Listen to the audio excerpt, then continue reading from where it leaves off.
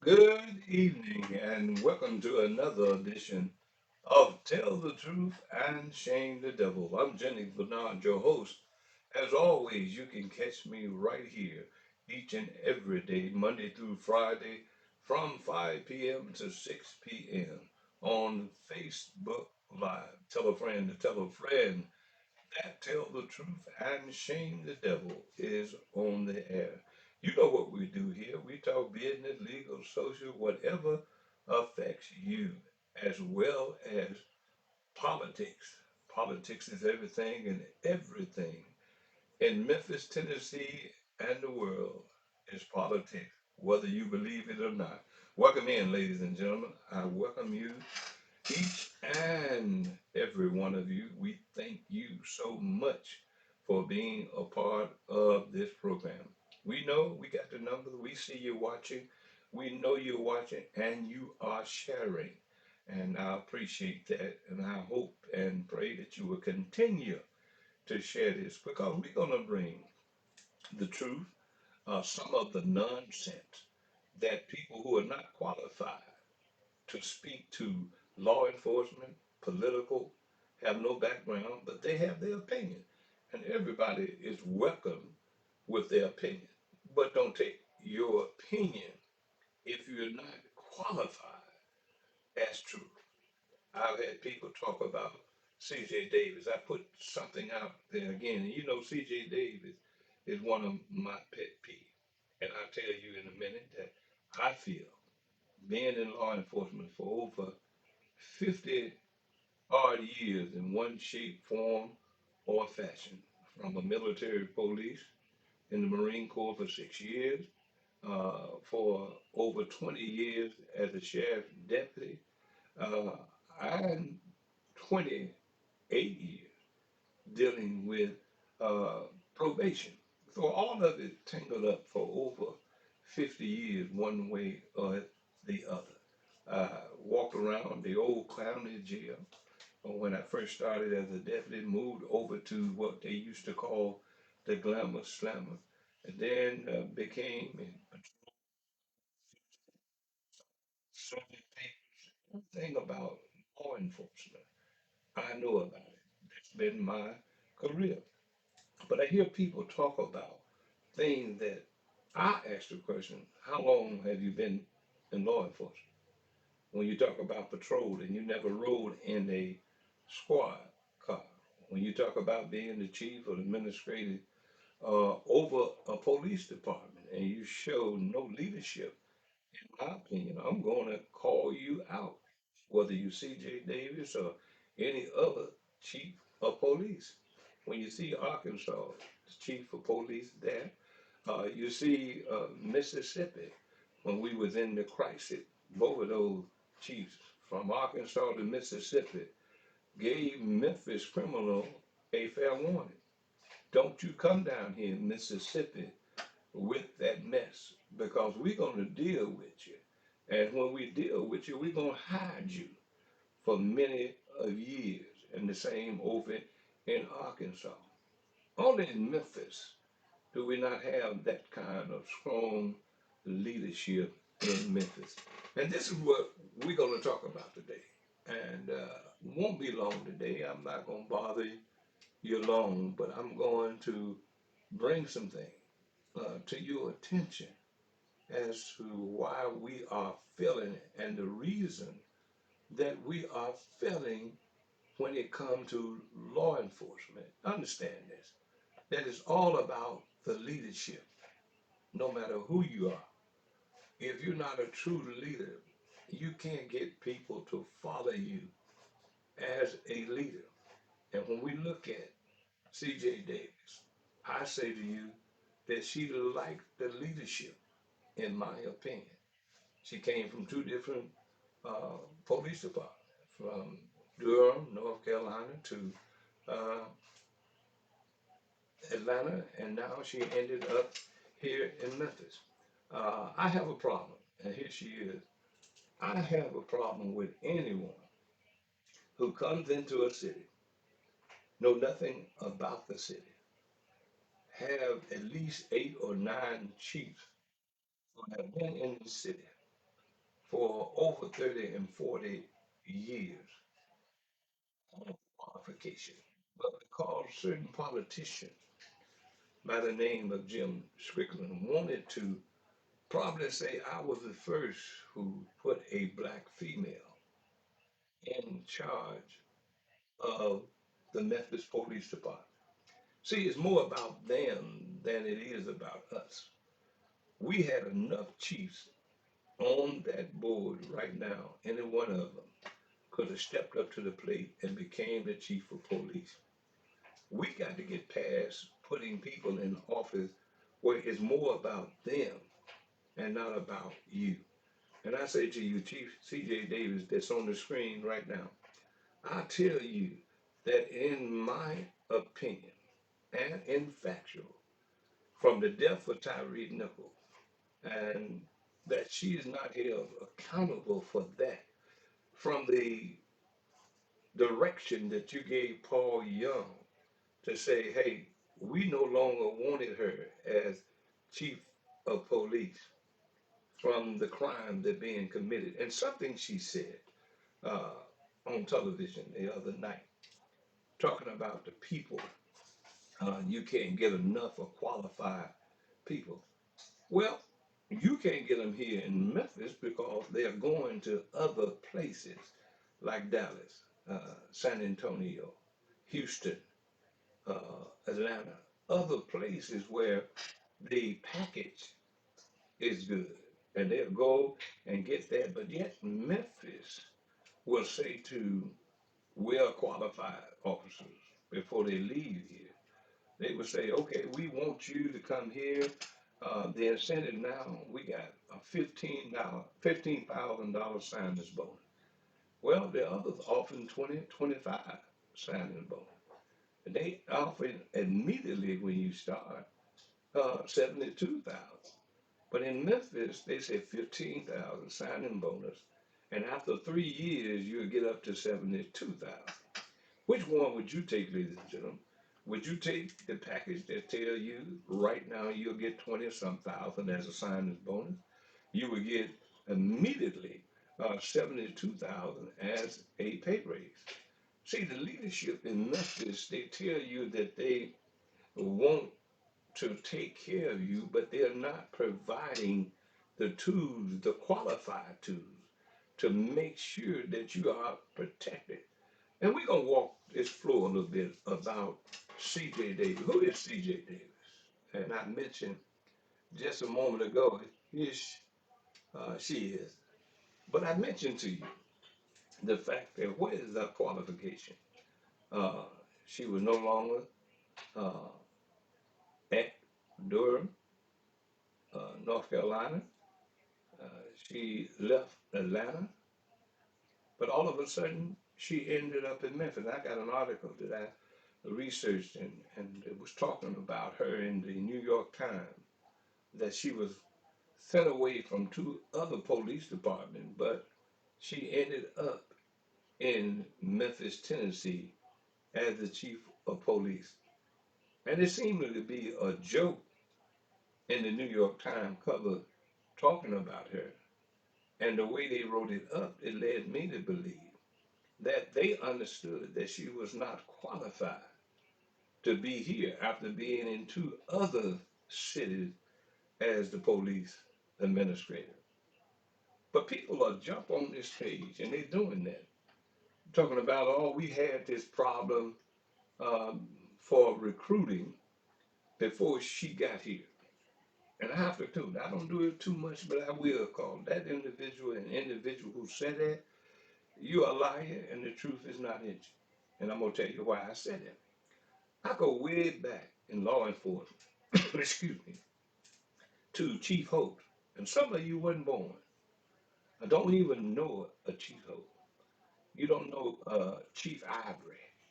You probably know Chief Director Armstrong and others who we had plenty of qualified individuals that worked at the Memphis Police Department. I was at the Sheriff Department. I saw them uh, when they came to the old jail uh, to lock individuals up. I saw them when they wasn't popular. Many years ago, we came into that in 81, 82. We was in the new, what they called glamour slammer.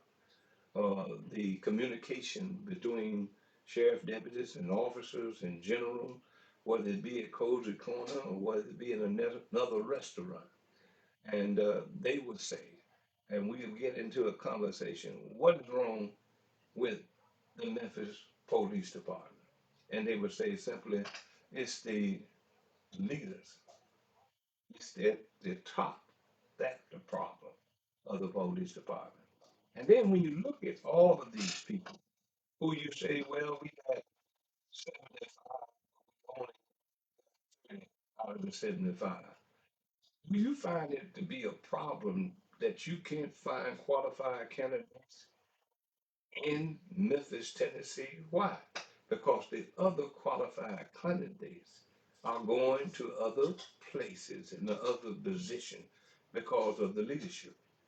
And when you're in that circle and you're talking law enforcement, and they talk about, I got my 25. As soon as I get my 25 mean years, I'm good. I'm getting out. And I used to ask them, man, listen, you got that one step to go. You may get the stars on your show. They say it's not worth it. Because one thing they all say that I refuse to stay around under the poor leadership of the chief of police that we got now. And these are qualified individuals who have been in law enforcement in the MPD for years, but they were just buying their time. And she talked about in that interview where she got to replace the one who are leaving and retiring.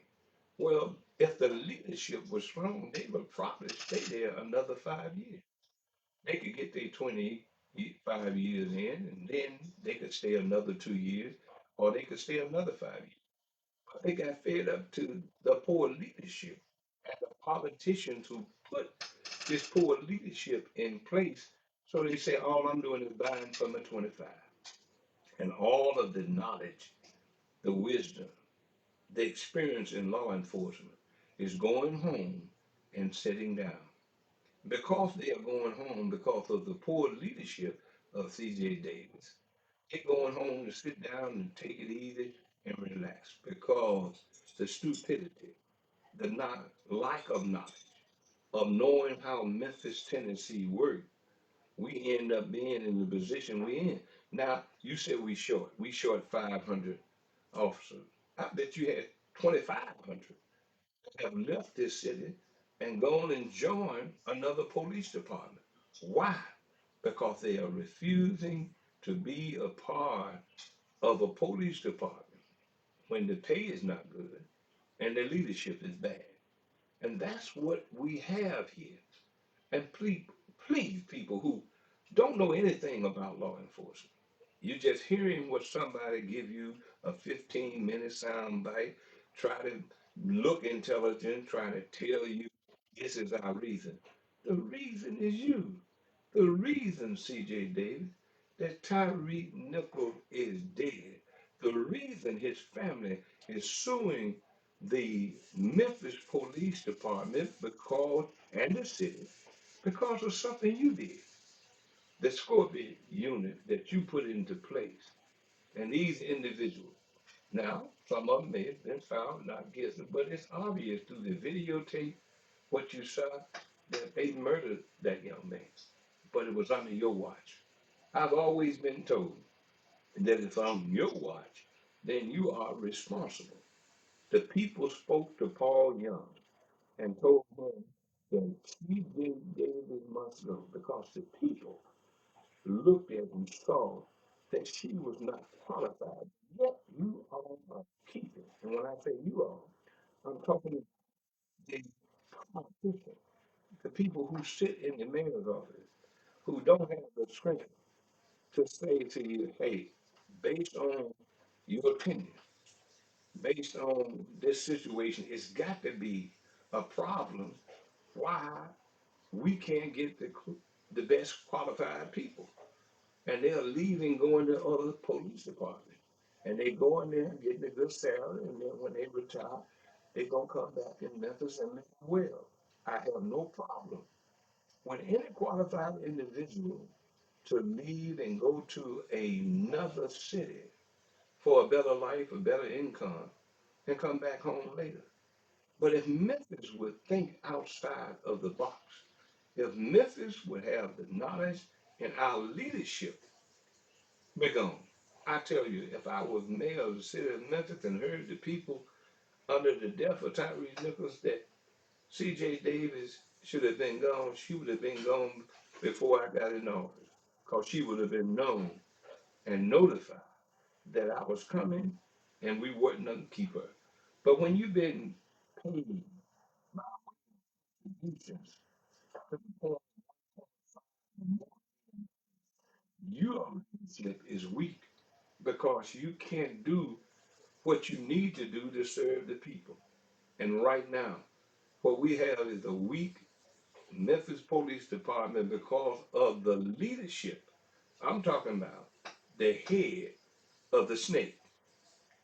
If you cut the head of the snake off, the body will fall politically. If you cut the head off that snake, who's supposed to have the know how, the understanding that our city is in trouble, but we don't. We cry, well, we can't get the best of the what, qualified candidate. Well, they in Mississippi, they may be in Arkansas, they may be in some other police department that just said, hey, I can look at her leadership style. And I just refuse to work under a leader who don't know how to lead. But she can sit down at a microphone, sitting there in front of the city flag and try to tell you we can't find candidates.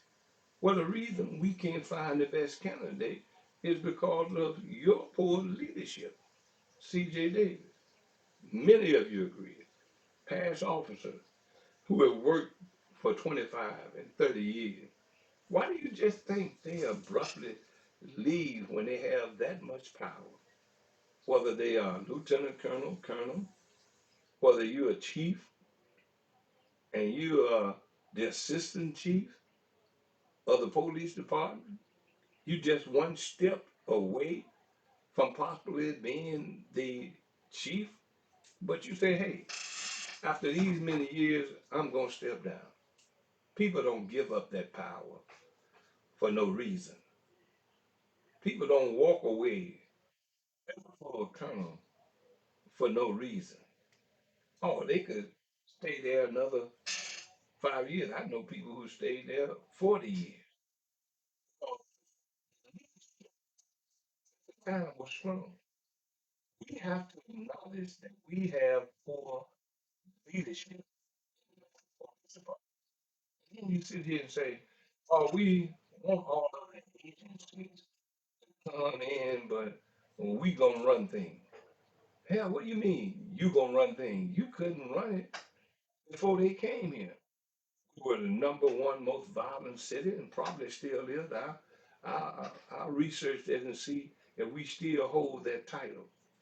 But the crime rate is going down. You have the citizens of Memphis who are standing up and say, guess what? On national TV, you got some of these national talk shows talking to people in Memphis, and one lady and her son, he played the saxophone. He was happy because of the crime level that was down. He could play his saxophone outside. She was glad that she could sit on the porch with a cup of tea and enjoy her tea and not worry about bullets flying by or hearing bullets. And you're going to talk about you want to be in control? I commend every law enforcement agency from federal to state to the city to the county who all are working together to make Memphis a better city. But it's always stop at the top. It's always the responsibility of the person who's supposed to be large and in charge. At the end of the day, C.J. Davis, you cannot blame the fact that you can't find the leadership. Well, the qualified people I've heard don't want to work for you because they see the weakness in you. They don't see, or do they have the respect for you as a police chief? You got individuals right there could step up right now, and I don't want to call no names, but I understand they could step up right now and lead us to a better law enforcement city. But we want to be popular politically. We want a name that, oh, I put the first black female police chief. And let me tell you something so you can understand. I don't have anything against any female who is in law enforcement. And I know some that doing a hell of a job on the streets to protect and serve us. We get that right now. I do have a problem with any man or woman who are not qualified to be in that position. See, that was a time that when we were coming up, there was an individual who was interested in law enforcement, including myself, that got into law enforcement, whether it was at the sheriff department or the police department, and you had overflow of law enforcement officers in Memphis and Shelby County. We had crime, but we didn't have it at this nature, as high as it is now. But you sit there in the uniform with the stars on your collar, want to be important, and I sit and look at you, and I see an individual that's in the top cop position that don't even know now she probably do, but didn't know what Chelsea Avenue was. Probably didn't know what 201 Poplar is, and she was sitting right on top of it until somebody told us. Why would you bring and overlook individuals who have been in these streets, whether it's been patrol, detectives, or whether it's been supervisors that know this city, but you go get somebody that do not know this city at all. Ladies and gentlemen, you all got to start thinking. And one thing you need to remember about the leadership that is doing the thing that's hurting you and the city, you got to remember them come election time. Don't let them persuade you to do something that you know is not right. And this is a clear cut of why we can't find, you tell me, that you can't find qualified people right now that's in all of these colleges around here that their majors are criminal justice. Whether they pursue to become lawyers or whatever, they want to know the law. They want to be the part of the law. And I've had friends who came in with criminal justice degree, but didn't stop there. They kept going and became lawyers, and then they became judges. A good friend of mine, Thompson, Linda Thompson, uh, brother, who became a judge. He was a deputy sheriff, and we used to sit and talk while he was studying his law books in the old county jail. We worked on the same floor, and from that he saw a greater need, and he became a sitting judge in general session for many years, and then he retired. There are good people. Why don't you go to the colleges, the criminal justice majors? Go out there and talk to them. You coach to a community center, and you go get people to come out and you talk to them individually. You say, "Well, I got 75, but only 30." Did you ever think? And see, that's the problem we have when it comes to leadership. They don't think as much as they should. Go to the college, find out who your criminal justice majors are, talk to them, see what point or what they are trying to become. Some are going to school in criminal justice majors just to become law enforcement officers. Some going and take a step. See, the best way for you to learn the law is to ride around in the streets in a patrol car whether it be in the city or the county. You will learn a lot riding around in the neighborhoods of this community. Go to the colleges, as I said. Talk to these young people before they get away. And what do I mean? Before they end up in Houston, Dallas, San Antonio, other places that's paying good money. And one thing you need to do, ladies and gentlemen, the best thing you need to do is get on these politicians and say, we're tired of our talent that we have, born and raised, educated in Memphis, in our university, or our colleges, that's criminal justice. We want them folks to get here before they go for a bigger package. And therefore, we need to sweeten the pie. 15,000 signing bonus. 72 once you get 3 years on. But to go to a place, like I said, that's going to already give you the 72,000. And after 3 years, you can move up in rank or whatever and get more. 72,000, 20 some thousand bonus. Would you stay here in Memphis for 15,000 and you got to wait 3 years before you get to 70,000?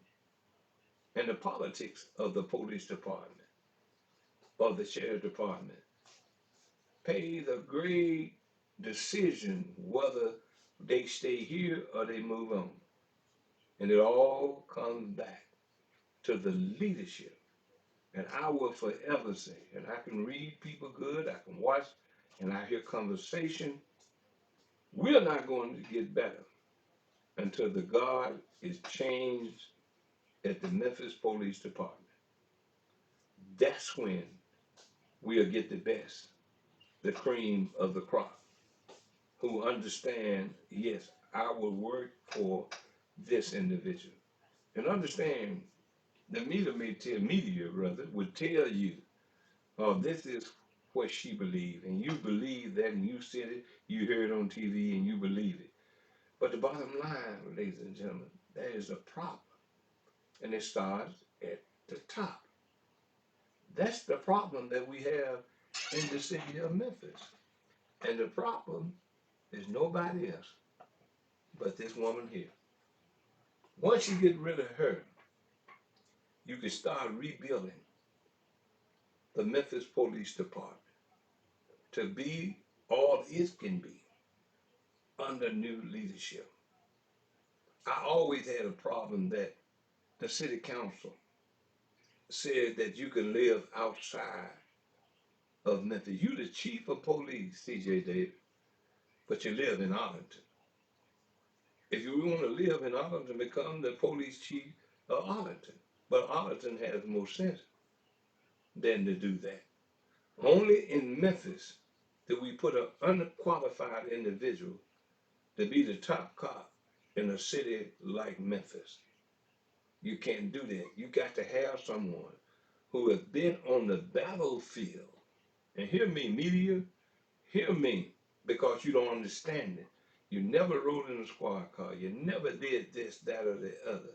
You just reporting what you hear. And I'm telling you, for somebody who rode in a squad car, somebody who was in fugitive, who's been in the courts, who's been in the process serving of papers, understanding law enforcement, have seen true leadership in the top position. Where we have the problem right now. We had a sheriff that didn't know what he was doing, Floyd Bonner. Didn't know what he's doing. But guess what? People are dying in the jail. 3 in the last, 2 weeks? And all he can care about is nothing. He tried to justify these things, but then I worked there. I know what we did. When we very seldom, and I can remember a death while I worked in that jail for 5 years before I moved out of it. I can remember it. And anybody out there that's a deputy sheriff, if you remember, hey, give me a call. The number is 901-288-5779. That's my opinion as to why we don't have the numbers that we used to have in the Memphis Police Department. It's the leadership, the leadership. And that's the reason we can't get the qualified people. Can you imagine all the people out there at the University of Memphis who are out there for one reason or another to become and have that criminal justice degree? You mean tell me you can't come out there and offer a package to them to keep them and somebody else go somewhere else? The best learning tool is to be a MPD officer in the street or to be a sheriff deputy when you have good leadership. I could say Floyd Bonner didn't make a good sheriff. You all know that. The ones that listened to me and lost loved ones that were locked up but never made it out because they died in the jail. The jail's supposed to protect you while you're in jail. The law enforcement of the jail supposed to protect you. But guess what? The same thing that I say about C.J. Davis, I say about Floyd Bonner. Nobody wants to work for the sheriff's department under the poor leadership, in my opinion.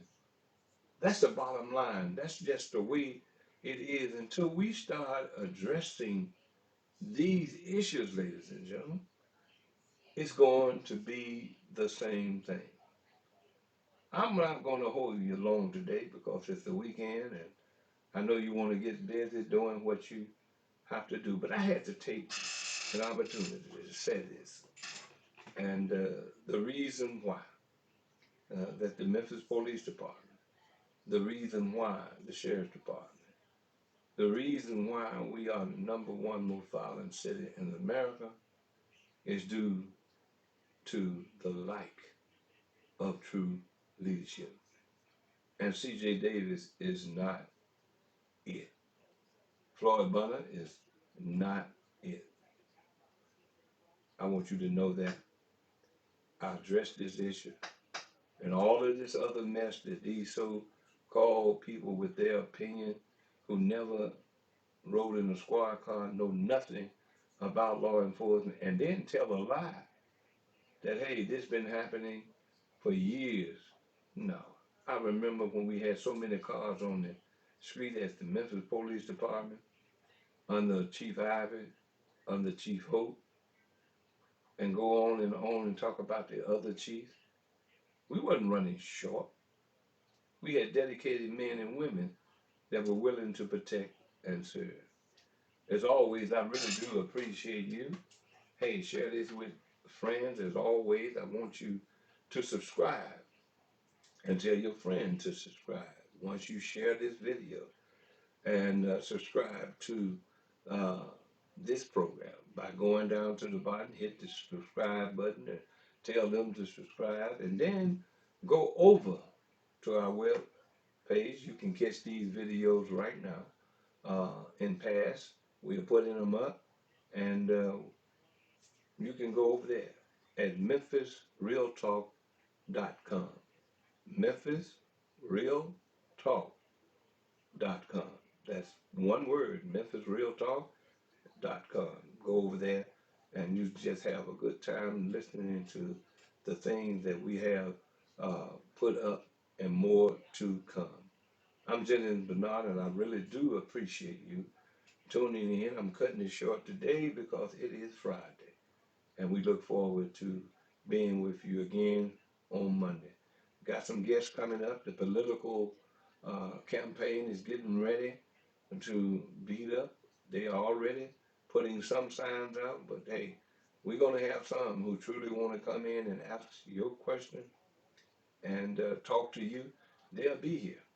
But I say to anyone that afraid to go on any platform and speak truth to power, you're not worthy to be elected to any position. That's my opinion. In the words of my grandmother, she used to always say, if it's the Lord will and the creek don't rise, We'll see you on Monday. You all have a blessed and safe and prosperous weekend. And remember what I said. I always say this: trust everyone, but do not trust the devil inside of them. God bless. Take care.